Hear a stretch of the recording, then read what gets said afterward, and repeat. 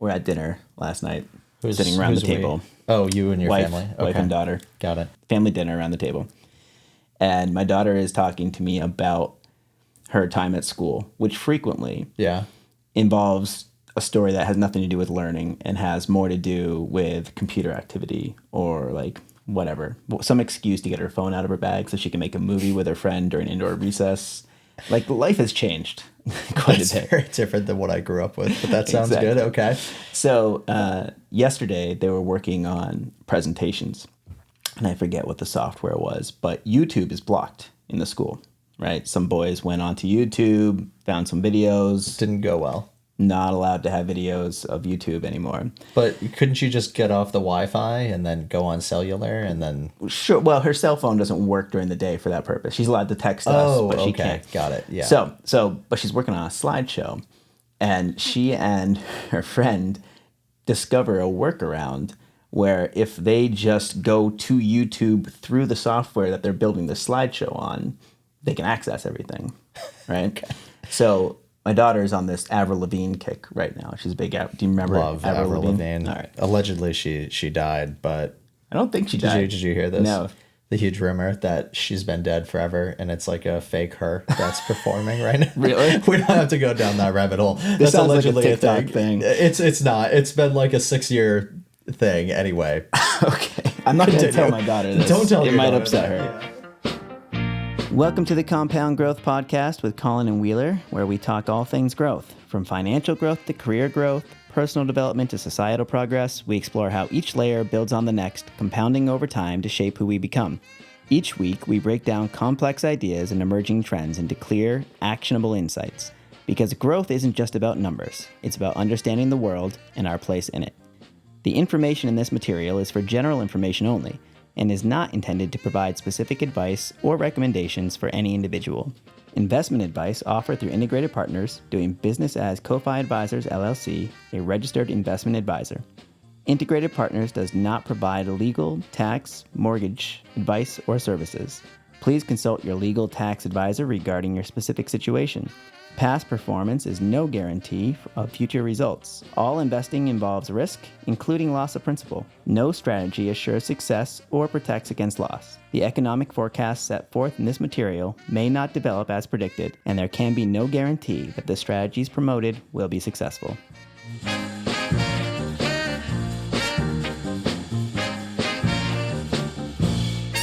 So anyways, she's building this presentation with her friend. This is not during a break. This is not during recess or anything. This is literally like a classroom assignment or whatever. Okay. And she discovers this workaround. So she and her friend build a presentation on all things Avril. And all of the slides are just links to like YouTube videos. I'm telling the story wrong. Whatever the software is, it's not like PowerPoint like I have in my mind. Yeah, that's what I'm imagining right now is a PowerPoint presentation where she's putting the hyperlinks in the slides. She's way more advanced than that. Like okay. I don't even know what she's doing. It's an imaginary world, basically. Okay. But anyways, this is an assignment. And so she's telling us, and she's pretty proud. She's excited that she found this workaround, where she's basically breaking the rules and the teacher's completely unaware. Yeah. And it's not a story you really think you want to hear from your kid. Yeah. But I was just so proud of her. I was like, you were thinking outside the box. Yes. You were finding a way to thwart the system. I really want to reward your creative thinking. Yes. Don't ever do that at home. So wait a second. I'm confused now because if she was to be doing this in class but then gave it to the teacher, then the teacher is going to know that she broke the rules. So wouldn't she get in trouble? I don't think she gets in trouble. She's just kind of like... a cute little button that, she doesn't get in trouble so much. I think. Okay. I think my guess is, and I didn't ask that follow-up question. That's a good follow-up question. My guess is she completed her original assignment and then moved on, which is frequently the case. Okay. Like she likes to do her work and then relax. Yeah. Whereas she'll be in a group project and nobody else in the project is doing their work. They're all like goofing around. And she's like, I'm done with mine. I just finished yours. Now I can play. And, It's funny to hear all these stories secondhand. That's pretty interesting. I feel like I remember when BlackBerries first came out and I was in college at the time. I mean, they were out before, but when I got my first BlackBerry in college, I was maybe a sophomore or a junior. And like, I probably shouldn't say this, but whatever. And the teachers would email out like the syllabus for like the midterms and finals and all that other stuff. Yep. And it would have like a list of 100 questions with the answers in there.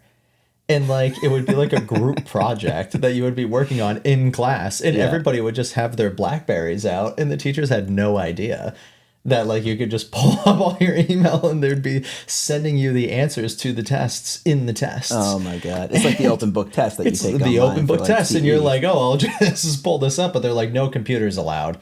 And I'm like, your BlackBerry is a computer. So it's the same thing. So I ended up getting like, all my friends and I would just get hundreds on all the midterms and finals. Now, in that situation, Colin, you might just be cheating yourself. I might be. However, I can still use my iPhone to look up the answers. This is true. This is the world we live in. This is. Yeah. So now with ChatGPT, I mean, we talk to our clients, and not just ChatGPT, but any AI thing. Yeah. Do you teach someone to use AI, or do you teach someone the answers that AI can generate for you? Yeah. Well, I think it's the latter, right? I think. Right. Well, it could be the first. Wait, sorry. Weren't those both the same thing? All right. You teach somebody AI. How to use AI. How to use AI. Or do you teach someone the answers that AI will generate for you? Yeah. No, it's absolutely learning to use the tool. Right. Right. Yeah. But then it's like, do you become Egypt, that you have all this knowledge and the knowledge is lost because you don't actually know any knowledge? Well, I think the assumption there would be that you are enhancing your knowledge. Like, that would essentially mean that when you look up an answer, you immediately forget the answer after it has any utility to you, right? Like, it's, if you have the knowledge, you maintain the knowledge, right? Isn't it? I feel like the tool is about learning to think differently about the knowledge that you absorb. Perhaps, but like, let's just say there's a complicated math question. Okay. And you drag and drop the question into AI. AI just solves it for you, but you didn't know how it solved it. Yeah. It's like you can figure out like how the Egyptians may have built the pyramids or how they may have done something, but would you be able to do it? And is that even worth it to know that? I think it would be worth it to document how the pyramids were built, because like that wasn't well done. Right. But also, I feel like the math equation situation is an age-old issue. It's a calculator, right? And then it was, what's the calculus calculator? What was that one? Do you remember that one? TI 60 something? Yeah. For like our... the Texas Instruments one. Yeah, and you'd have to like know the code to put into the calculator. That was learning to use the tool, right? There are some like advanced math equations that's useful to know how to use the tool. Right. And I'm by no means, Goodwill hunting over here with math. But some things I do find, it's like learning how to do something is a rewarding experience versus having someone else do it for you. Yes, 100%. I think there's absolutely, it's like why you have to show the work, right? Like you need to, I feel like math especially is one of those things where like it's satisfying when you learn to do it. Now, if you need to like remember every Avril Lavigne song title that's ever been out there, like I don't need to have that knowledge.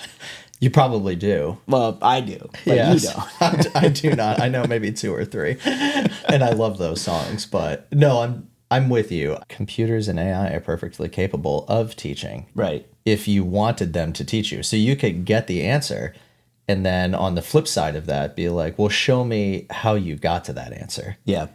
Which is basically school. Yeah.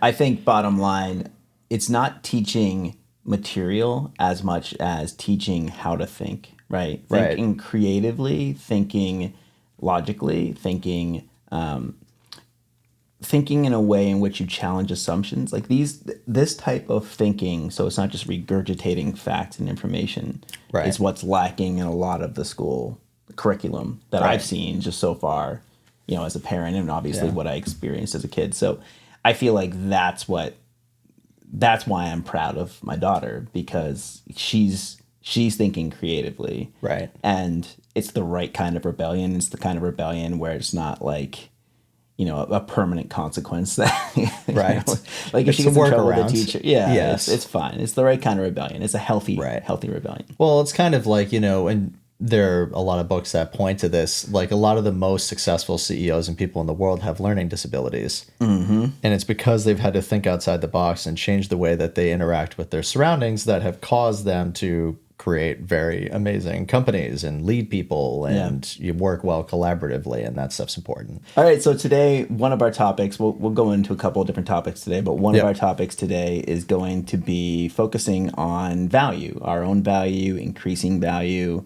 We were at this conference last week and we heard a very famous speaker. I think we can say the name. Yeah, we can say Tony Robbins. Tony Robbins was there. Yeah. And that was a fun surprise that they hoisted upon us. It was a very fun surprise, supposed to be on Zoom, but then he ended up walking out on stage with like only 200 people in the room. Yeah. So it was pretty personal. Yeah. And he was small. It's funny because I've heard like at Tony Robbins, what are those things that he does? Like big... Yeah, the seminars festivals, or conferences, whatever they call them. Yeah. And I've heard that he's like a real high energy person, and like he comes on stage and like there's just this ton of energy in the room, and that happened. I was surprised to see it come to fruition without any of the pomp and circumstance, without the dancers or the like music or like any of the stuff that I've heard of describing what that experience was. It was like, here are all these energy sources, the dancers, the music, etc. None of that necessary. Just like, surprise, Tony Robbins here. And like the crowd went pretty crazy. It was borderline. It was like a visceral experience. Yeah. Like my heart was like I was like, holy crap. And then you just like, there was like the vibe changed entirely. Yeah. Yeah. Which is kind of cool. Yeah, it is very cool. Yeah. Right? And it was one of those standing ovations that felt warranted, right? There were some other standing ovations throughout the day that might have been generous. Might have been very friendly, just kind. Yeah, of course. Kind standing ovations. Yes. You know, I actually, and maybe this is because I'm a monster, but those bother me quite a bit. I feel like I don't want. Yeah, like I want to stand up because I'm motivated. Like I feel the need, the urgent desire to stand up and applaud. Yeah. Whereas a lot of the time I feel like it's a guilt trip. It's like just a societal guilt. Everybody else is standing and clapping. So you should do it. So you have to do it. If you don't, then you're a jerk. Then you're an asshole. Yeah. Yeah. So anyways, this was a warranted standing ovation. Yes. Why don't you share a little bit about your thoughts on Tony Robbins? So I thought that when it came to Tony Robbins, I've heard some of his stuff before, and I guess I didn't know his background necessarily. And it was very interesting for me to hear that he came from very humble beginnings. Have you seen his Netflix thing? I know very little about Tony Robbins. I'll tell you one thing about Tony Robbins. I knew that my mom had his books when I was a kid, and I texted, because I knew that, I texted a picture of me and Tony Robbins that was taken after. Yeah. And I sent it to my mom, and she said that her response was that his books had such a big impact on her and helped her get through some really hard times. Yeah. And that personal connection gave me more respect for somebody I just listened to talk for an hour and a half. Right. And, you know, there was some of that material that I thought was really good, and some of it that I thought, but that personal connection I feel like is not universal, but there are a lot of people who have those similar stories. Yeah. I mean, what struck me was, you know, and I don't have to go too deep into the story, but basically how he came from extremely humble beginnings, was putting ketchup packets on his pasta because he couldn't afford red sauce. His money story is pretty rough. And, you know, he saw his way through it because his whole pitch was adding value and trying to help people. And that was his whole goal. And I think for him, people could look at him now and say, he's an ultra wealthy person living in a very expensive area of the country down in Florida, and he has, you know, billions of dollars or whatever it is. And, you know, could look at him negatively. But I think he built something that was designed specifically to help people. So, you know, I've spoken with a few friends who are like, you know, oh, well, he's a billionaire, so he's a douche.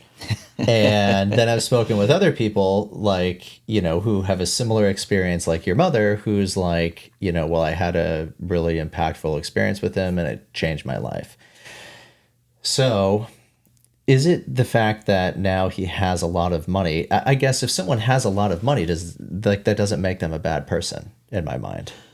No, I think when you have a lot of money, you can be judged more on your actions. It's especially if you're in a public situation, right? That's true. I mean, he's extremely public. I can't remember the exact number, but he has like 1 million people attend his stuff. Yeah, he's built his wealth by being public, right? So when you put yourself into the public eye, you're going to be criticized for some of your actions, thoughts, opinions. Right. Yeah, exactly. Yeah.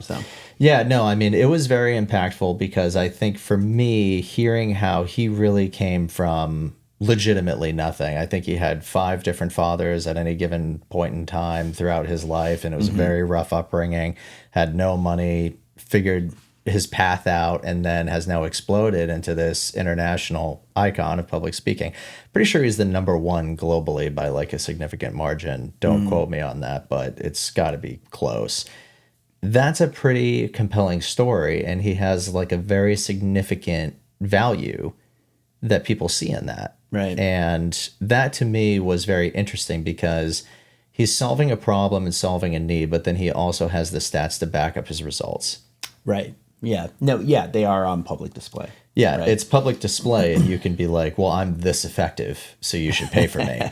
Like if you do these things, I know you will have a result. I was watching Tom Brady was having a conversation with Carlos Sainz, the Formula One driver. Yeah. And Carlos Sainz was like, I know that you're very into kind of fitness, obviously, and all this stuff. He wrote TB12, and you have all these different processes and things like that.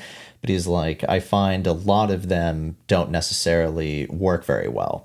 What I'm looking for is a system that will translate between all the different sports, because Carlos Sainz is very into biking. Obviously, he's an incredible Formula One driver, and Tom Brady's, the GOAT in terms of quarterbacks. And what Tom Brady said was, there's a lot of stuff out there that doesn't work, but I do know specifically what does work. And he was just like, if you just focus on what works, you can forget about everything else. And he was just like, I'll just give you a list when we're done here. Yeah. And he was just like, it was all about pliability of muscles and things like that. But I find that when you look at the people who are the most effective, obviously, there are some divisive people out there, but if you look at the people who are the most effective, I find that they have like a specific thing that they're focusing on. It's like Tony Robbins is suicide prevention and depression is like his big thing. And then he has the business motivation.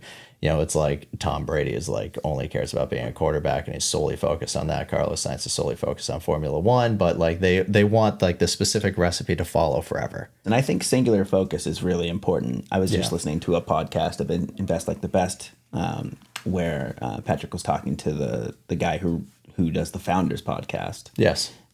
Which is a great podcast. And this episode was a really good episode. But they were talking about focus. And I think that focus can spread across or branch out to be, focus on one approach to many different things, right? So like, whatever that pliability workout or focus will be, it's going to help him with Formula One. Which is like the bread and butter, but it's also going to help him with all these other areas of his life. 100%. Yeah. And if you think about Tony Robbins, it's not like, yes, he did great work with the suicide prevention and mental health, but it's also the way that he's grown to look at the world and how he applies that to everything else, including the business and the wealth and everything. Right. So it's a focus. But it's a focus that allows them to approach different aspects of their life in a very similar way. It's a mindset shift. It's a mindset, yeah. I heard something the other day that was very interesting. It was this woman who's a very successful business owner on TikTok that I follow, and her business does a ton of revenue. And she talks about the shift that she had when she was in her teenage years and 20s. She didn't come from much, and she was just like, I used to always ask myself whether or not I can afford something. And she was just like, I realized that was the wrong question. How can I afford it? And she was just like, what do I need to do to be able to afford this? Because I never, ever want to make a compromise. She was like, if I want a Gucci purse and a Birkin bag, it's not, I will never choose between them. It's how can I make enough money to get both of them? And she was just like, what do I need to do in my business? It's just like, well, I want to lose weight, but then I want to go on this trip so I don't have time. It's like, well, no, how can I lose the weight while I'm on the trip and still have fun? Yeah. So it was just the mindset shift of, as opposed to limiting, expanding. Mm-hmm. And the world can be fruitful if you want it to be, but it can also be very limiting. And in Tony's message, taking it back to Tony, what he talks about is people who have money that are very controlling of the money and don't want to let it go. And it's just like, well, I've got $1 million and I can't afford to live and I can't afford to give any away. It's like, if you won't give away 10 cents of a dollar, you won't give away $1 million when you've got $1 billion. Mm-hmm. And the fear of the money in the short supply and the fear of not having enough will lead to a mentality that will always have that impact on you. Yeah. It's to put it in different words, it's a scarcity versus abundance. Totally. Right. Approach. Yeah. And I think you're right. And I feel like I would actually challenge the woman that you were referring to on TikTok. I think how is an appropriate question, why might be a better question. Like, why does she want that Gucci purse? If she can, I feel like it's solving for why, then solve for how. Right. Sure. Yeah. And she didn't actually use the purse as an example. Sure. Okay. But whatever. Yeah. But whatever it is, it's just like, well, if I want to fly business class and whatever it might be, it's not that I can't afford that, or I don't think I'll ever get to that point in my life, because it's like, if you say you won't get to that point in your life, you're right. You won't. Right. Yeah. Well, that's But if true. you say you will get to that point in your life, you're also right. You're right regardless. Yeah. And it's just like that mental shift that we talked about in regards to our own business. If, over the next 10 years, we're trying to double our revenue, we're going to act very differently than if we say, well, how can we 10x our revenue? Right.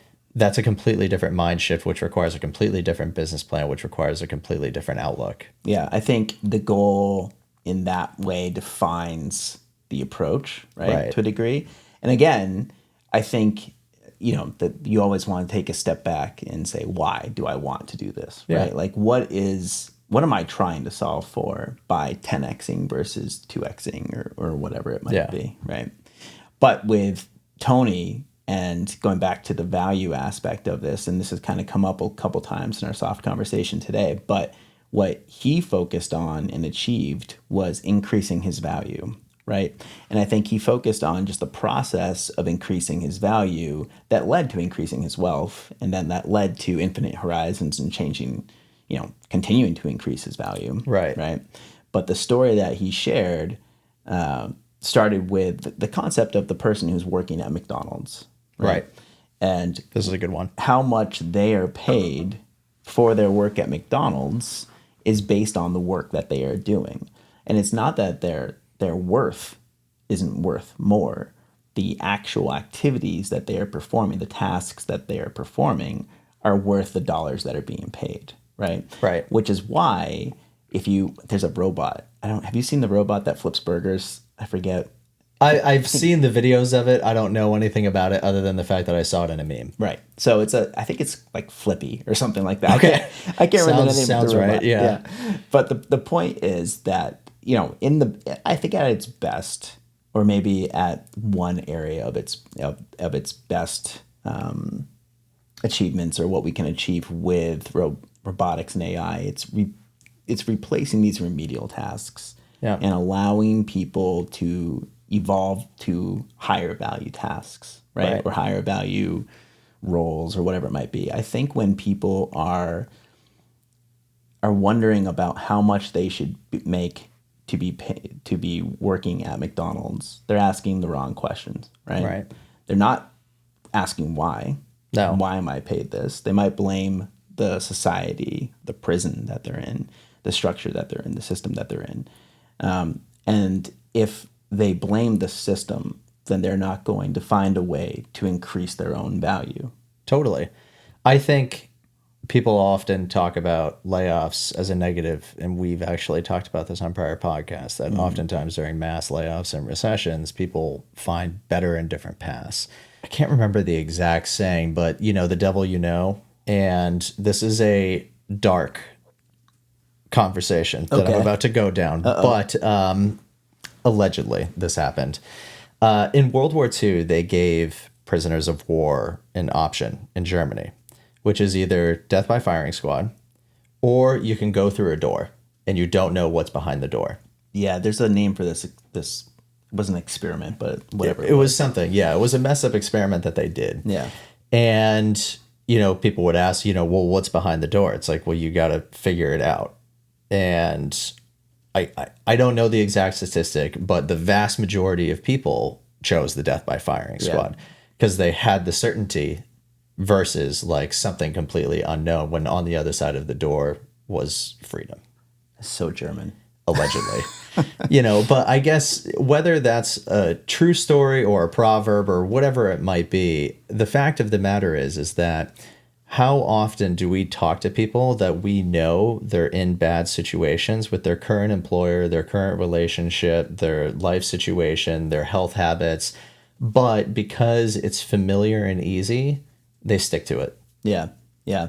And they will blame the system that they're in for their lack of progress. It's so much easier to blame the system, to blame politics, to blame the markets, to blame whatever it might be, the weather, for not wanting to do something. I mean, there's been plenty of times. The other 2 days ago, it was raining outside, and I was supposed to go for a run. Mm-hmm. And I was just like, it's raining outside. I don't want to go for a run. But then I was just like, you want to know what? I'll just do it. Mm. And it turned out to be a fantastic run. And it was like a perfect mist. It was like 55 degrees. So I was nice and cool. And I was like, this is the perfect weather to go for a run. Like if it was sunny outside, maybe I would have been hot. Mm-hmm. But I feel like we talk to people all the time who are stuck in certain situations that they're unhappy with. And as opposed to making a change, they stick to it. Yeah. And I think this is not to say that just like, I kind of push back against the concept that like you can do anything you put your mind to, right? Or like there's equity, just universal equity in the world, and everybody can do the same thing, or everybody has access to the same knowledge or the same resources or whatever. That's not true. Right. And there are limitations that are put upon people that are different from the limitations that they put upon themselves. Right. Right. But I think we see this all the time with clients who are trying to increase their wealth. Yeah. And their approach frequently to increasing their wealth is going to be the strategy, the investment strategy, right? Right. Or they want to preserve their wealth and they rely on the investment strategy, right? And I think in some cases, especially for retirees, they have less opportunity in front of them to increase their wealth or preserve their wealth. Right? Totally. They kind of they've chosen, or in some cases been forced to, find themselves in the situation where they have to rely on whatever they have. Right. Right. But I think for the young accumulators or people who are still in the workforce or anybody who is looking to increase their wealth, they can just hope that their stocks go up, right? Hope isn't a great strategy. No. They could also contribute to their portfolio. And if they don't make enough money to contribute to their portfolio, they could go try to make more money. Right. Right. Now, again, why? Why do they need more money? Right. What are they doing this for? But at the end of the day, if you're building your wealth, the best way to build that wealth isn't to hope that you have the next GameStop or Bitcoin or whatever it might be. Right. It's to go out there and increase your value.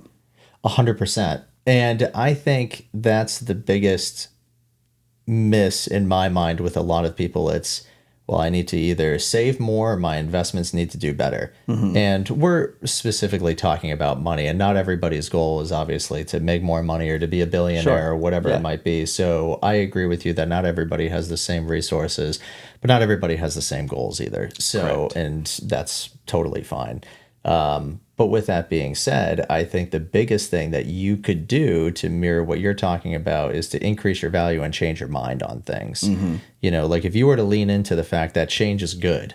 Mm-hmm. And as a perfect example, we're going away on vacation next week to Europe, and I'm excited about it. But we just got back from another trip last week for business. I'm like, I wish we had a few more weeks in between, but it's an uncomfortable, experience to hop back on a plane and do it again, but I know it will be a learning experience, and sometimes you just got to push yourself. Yeah. And while it may be uncomfortable, I think having that mindset shift, learning to get excited about change and learning to take on that risk is usually a big payoff. Learning to be comfortable in the discomfort. Right. Right. Like I feel like that's something I hear a lot in my Peloton workouts. Yeah. Like, sit in this discomfort. Lean into the right? discomfort. You're on the Yes. Peloton bike and you want to stand up right now, but I'm not going to let you. Yeah. And that's, at the end of the day, in that situation, you are the one that whoever the instructor is on the screen that's like telling you to sit in it. Right. They're not forcing you to sit in it. You have to choose whether you're going to sit in it or Right. not. Right. The power is in your hands in that situation. Right. Right. In the same way that, not to cut you off quick, but in the same way that if you want to make more money, if you work at McDonald's or if you work at, a dead-end job, I think the best way to make more money is to recognize that you don't have any more upside potential and then change your mindset to try to find something that does have upside potential. Right. Now, again, that's if your goal is to make more money. Right? If it is to make more money, that's an easy thing for us to talk about, but it could be with anything. Yeah. Yeah. I think there are some people, some creative people that I know where their goal is to create or make as much space in their lives for creativity, right? And it's maybe more about working a job that pays the bare minimum or pays a living wage or whatever it might be. Right. So that allows them to pursue their creativity and do pursue these other goals Yeah. that are not necessarily, maybe they'll make money, maybe they won't, Yeah. right? But in some cases, money isn't the driving force. I would actually argue that in most cases, money shouldn't be the driving force. Right. Right. Yeah. I mean, ultimately, if you're trying to make more money, there's a reason behind why you want more money. Like you said, like, what's the why? It's, do you want to live in a different environment for your kids or get into a different school's district? Are you trying to travel more so you can have more experiences? Are you trying to, be able to afford a different car? Like whatever it might be, there's a reason behind why you want more money, to just get more money. Like even if you look at billionaires, like they probably didn't want more money. Their goal was to grow and scale a business. Right. Yeah. I think there are two ways to, build a business. There's to build the best business and let the business grow and to continue to let that, like if you build something that's increasing value, you will be financially rewarded. Yeah. Right? That's how capitalism should work. Yeah. Right. But then there are also the people that are just looking for the quickest path, right? To spin up a business that they can sell to private equity and then, kind of check that box off. Yeah. And if there are two paths at that point, you can either exit and go play golf, right? Or you can exit that and then build something else, right? Tony Robbins had a quote, and technically it was AJ that said it, that I thought was absolutely fantastic, which was there's a gentleman up there interviewing Tony Robbins who sold his business, made a ton of money, and he was just like, now I'm retired. And Tony was just like, you're not retiring, you're rewiring. Yes, I like that a lot. That was a good quote. And he was just like, you're not going to be done. Like, what are you just going to go play golf? You hate golf. Yeah. You're just going to sit in your house and watch TV? Like, congratulations. You have a lot of money to watch a big ass television at your house. Like, how miserable is your life? Mm-hmm. It's not. But anyway, the point is I guess you can always have different goals. Your goals can evolve, but to always be striving for something a little bit more, and so that reframing and rewiring of why you're doing something, I think is very important. Yeah. I would argue that there's perhaps like a moral aspect to this where if you exist in society, right, or a community, then you have an obligation to contribute to that community. And it doesn't have to be through a job. It doesn't have to be earning money, right?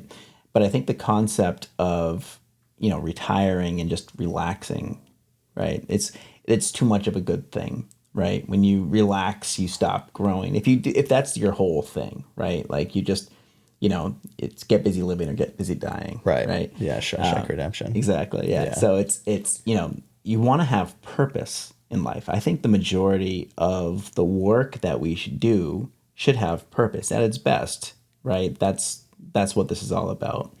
And it's, if somebody is working in a fast food restaurant, they have a purpose, right?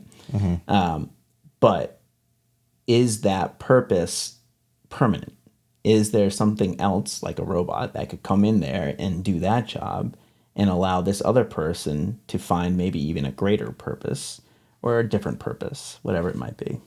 At this stage of the game, I'm having a very hard time thinking of industries that probably couldn't be taken over by AI. I think that, well, taken over is hard to describe. And that's the thing. Like, Yeah. I guess you could always say, you know, well, my job could easily be replaced. And I think that's probably true in a lot of cases. Like, I don't think that that's the point, Right. you know, like whether or not, you know, your job could be taken over or something like that. I think to just mirror what you're saying, it's whether or not you're adding value. Yeah. And then as time and technology evolves, like if you find that you're not adding more value, maybe there's something else that you could be doing that would be adding more value. Yeah. You know, it's funny that we sit here and we talk about value, but value is still, it's almost like beauty. It's in the eye of the beholder to a Totally, degree, right? yeah. There's, you know, if Tony Robbins says price of entry is X, right? He's assigning that value and somebody else is agreeing to it. Right. Yeah. It's funny, and this is the amalgamation of the universe at play here, but last night we're watching The Studio, which is a Seth Rogen show on Apple TV. Oh, yeah. And in this show, he is a studio head, right? So he's in charge of the entire studio. He determines what movies get made, et cetera. Yeah. And in this episode, he's dating a doctor. And it's not just like any doctor. It's a child cancer doctor. That was how they were Okay, child described. oncologist. Yeah, pediatric oncologist. Yeah. So he goes to a fundraiser, and the fundraiser is a bunch of doctors. And he's just like this guy in the film industry, right?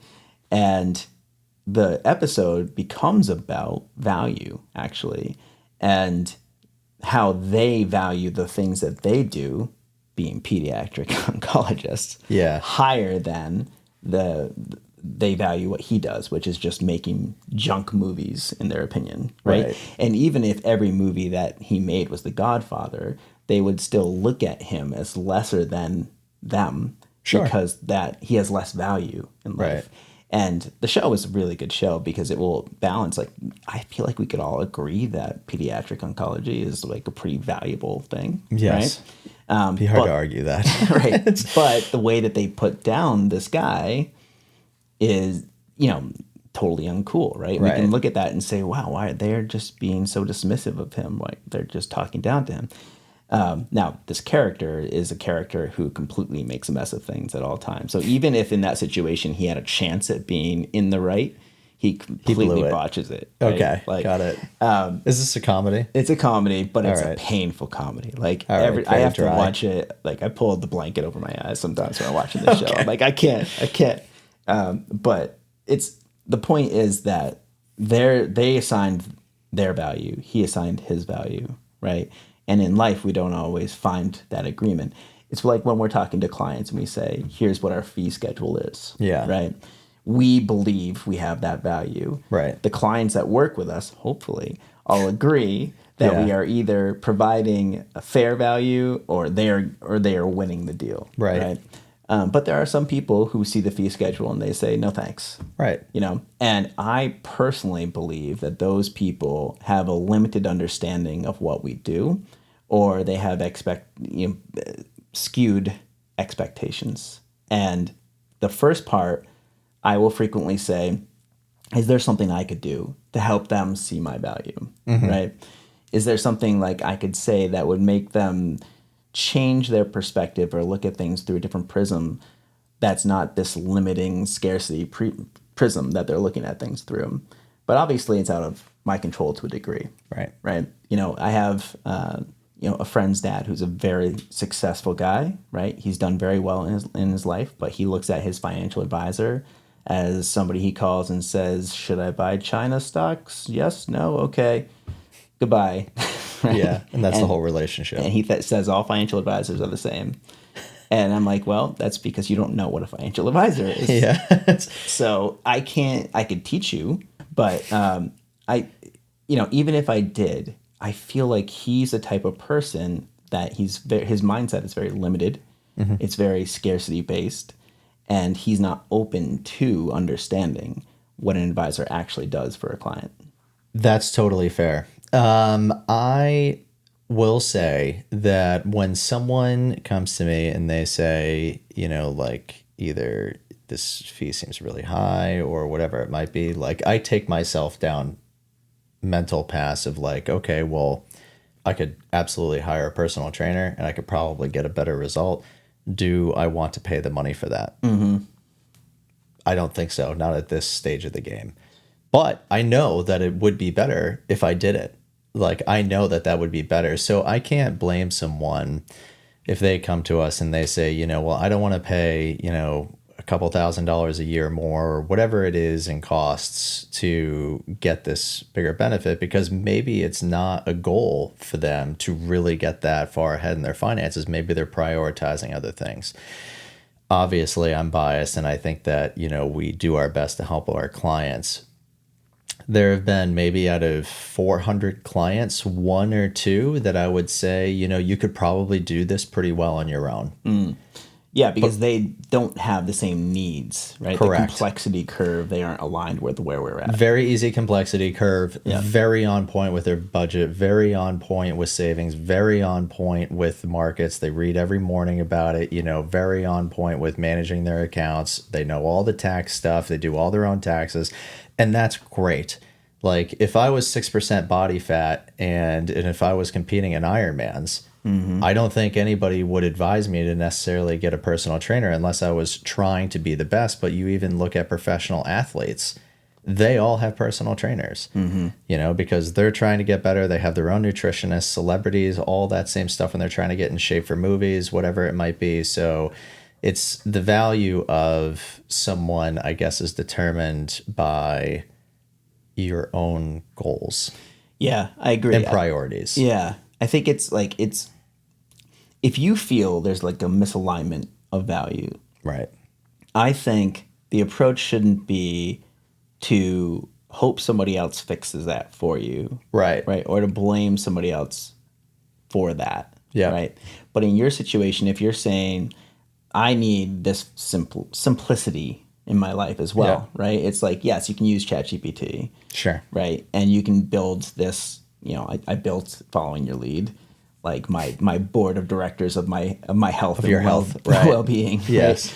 Right? And you can do that, and it's fun too. Right. Right. Like we're curious to learn. As long as that also meets my needs for ease, for accountability, for whatever else it is, right? If I'm the type of person who needs a personal trainer, right? Like Robert Rodriguez, director, he was on the Tim Ferriss podcast a month or so ago, and he was talking about the concept of just like, if you want to be an athlete, if you want to be fit, if you want to lose weight, whatever it might be, you have to say, I'm an athlete, right? And totally. If I'm an athlete, that means I need a trainer, because the best athletes have trainers. Right? Yeah.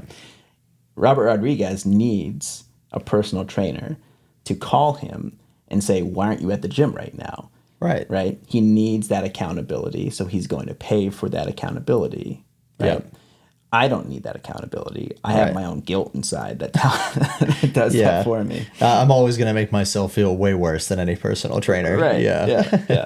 But even like on the other side, let's say it's the best part of it. It's not guilt. It's actually the reward. It's realizing how you feel when X happens, so you pursue X. Yeah. Right.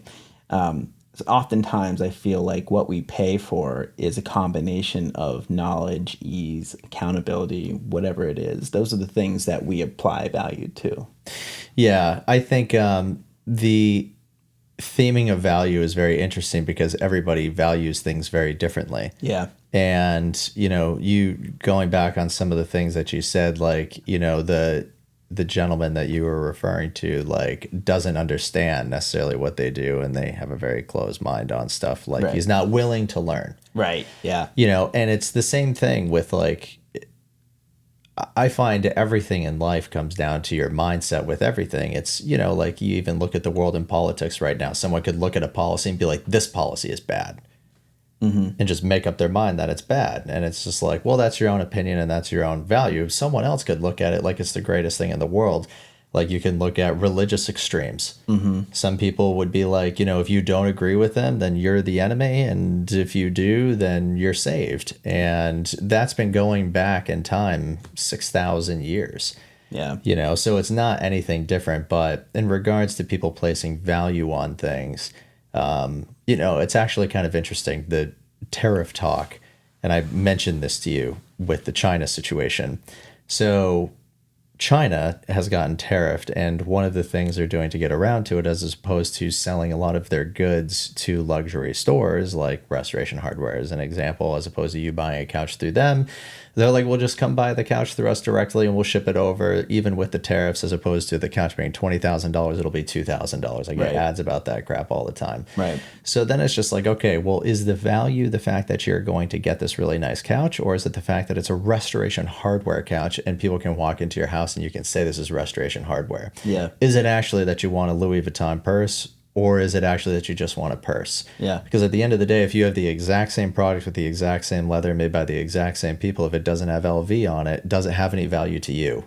I would actually say the furniture might be one thing because there's no branding on the furniture. Totally. Yeah. But I feel like that LV on that purse is a big thing. Yeah. And that's what's really interesting about this is like, I couldn't care less about luxury brands. Yeah. Really, to a certain extent. I mean, I like watches a little, but like I'm not about to go and drop my net worth and life worth on a collection of watches. Right. So value is interesting because what people put their value on, whether it's personal training or luxury goods or real estate or themselves, it's just going to be so variable depending on what your own goals and mental outlook could be. Yeah. I was thinking about this because you brought up the furniture thing a couple times, and I found myself in a situation recently where I was buying furniture.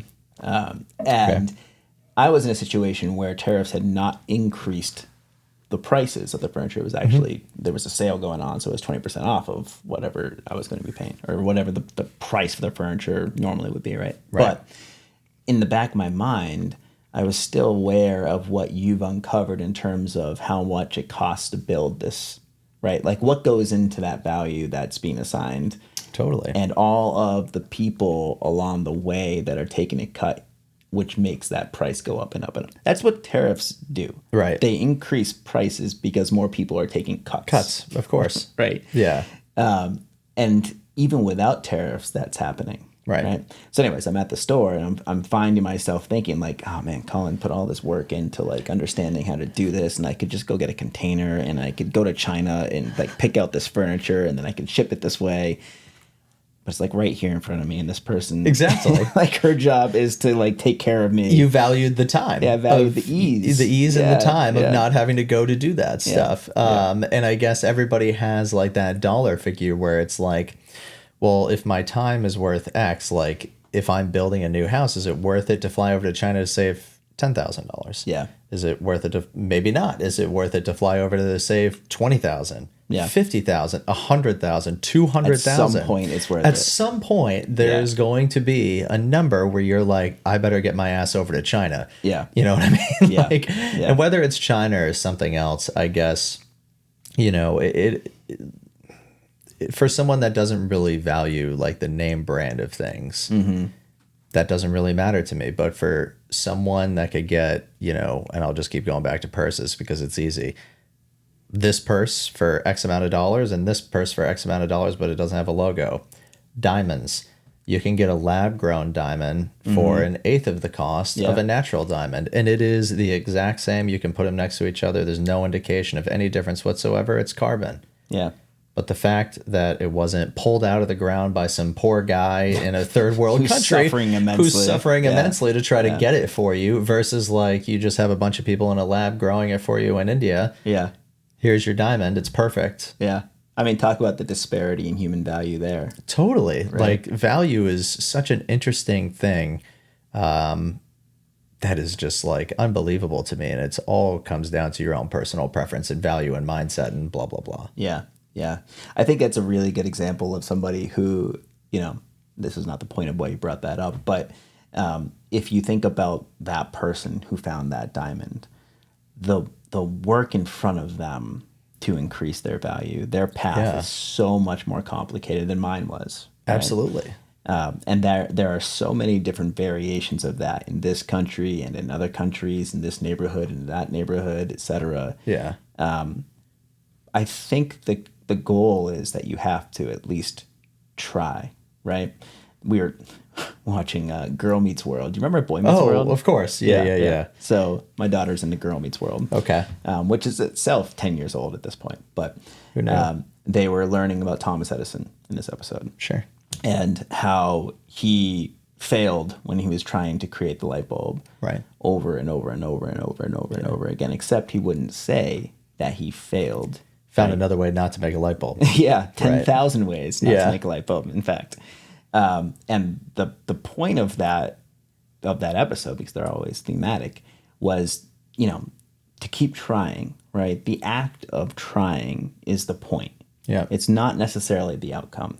And you're not always going to be able to increase your wealth to match somebody else, right? No, yeah, that's not the point. But if you can look at yourself every day and say, I'm trying to increase my value. And yeah, sometimes it's hard and it sucks. And I struggled for years to do this, right? So I totally get that. But at least I can feel good about what I'm doing, right? And I'm not going to blame the system for not rewarding me for my efforts, because I will never have Tony Robbins' wealth, right? Well, you're right. Because I said so. Yeah. But I don't actually want.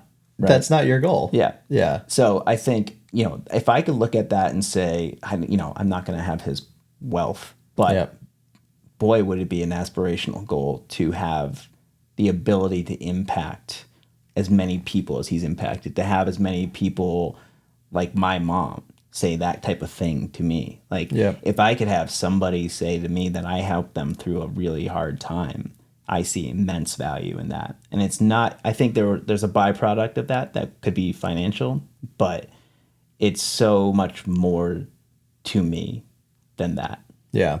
Well, I think to me, like, kind of the big takeaway was the questioning of your own values and why. It's kind of like, like, say you are into luxury things, why is it that you're so into the luxury things? Is it the persona that you're trying to give off? Is it this? It's like, why do you want more money? Is it, a sense of comfort? Is it competition with people that you know? Right. Like, what is it that you're trying to accomplish with this? In the same way, it's like, well, if you're trying to impact more and more people, like, what are you trying to get out of that? Like, is it more of a personal self-worth? Is it more like, I'll say like a lead that you're trying to set, or an example you're trying to set for your family? Like, whatever it might be. In the same way, it's like, you look at something on the news or negative and you're like, this is really upsetting to me. And it's like, well, why is it upsetting to me? Is it because of who's delivering the news? Is it the actual content of the news? Like, I don't know. Questioning everything, I think, is healthy. And the reframing of your values and constantly checking in on that to make sure you're going down the right path makes sense. I think I told you this. I pushed Kaylee to get a goal book together. Oh, yeah. How's that going? Good, actually. Good. So we have goal meetings now once a month where we sit down and it's just like, these are the things that I'm trying to accomplish this year, and these are the things I'm trying to accomplish over the next 5 years. She comes up with her own set of goals. It's like, these are the things that she's trying to accomplish this year, and these are the things over the next 5 years. And when she first got the goal book, I was cleaning up the kitchen and I'm like, hey, where do you want this notebook? And she's like, oh, don't touch that. It's my goal book. And I opened it up and I'm like, it's blank. And she's just like, yeah, my goal is to get a goal.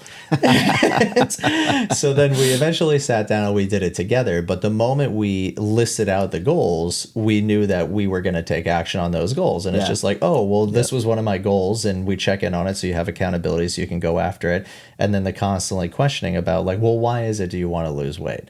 Like, well, why is it do you want to, get this certification at work? Like, why is it do you want to go to this, travel destination? Like, is it just to get away for a week, or is it that you want to see some sort of historical site? And to be constantly questioning why you're doing things, I think, is just healthy in general, because it keeps you guided, mentally as well. Yeah. It's a reminder to always start with why. Right. Or if you don't start with why, go back. Go back and figure out what the start with why was. Yeah. Yeah.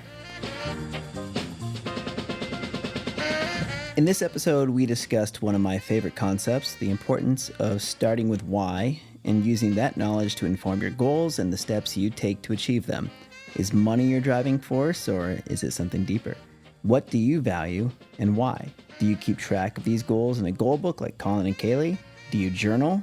Do you take time to reflect on your goals, on your whys? We also talked about the importance of making an impact on the people and the world around you. The value you bring to the table is often measured by this impact, and that itself is often aligned with the money you earn, although obviously that's not always the case. If you're watching this podcast, you may have noticed we recorded in a new podcast studio. We're invested in the growth of this podcast and are exploring different ways to improve and grow upon the foundation we're laying. To that end, if you have any thoughts you'd like to share, we'd love to hear them. Thank you again for tuning in and taking the time to get to know us a little better. If you've liked what you heard or found any of it useful, please like and subscribe and share with your friends. Follow us on Compound Growth Pod on Instagram and TikTok, or Compound Growth Podcast on YouTube.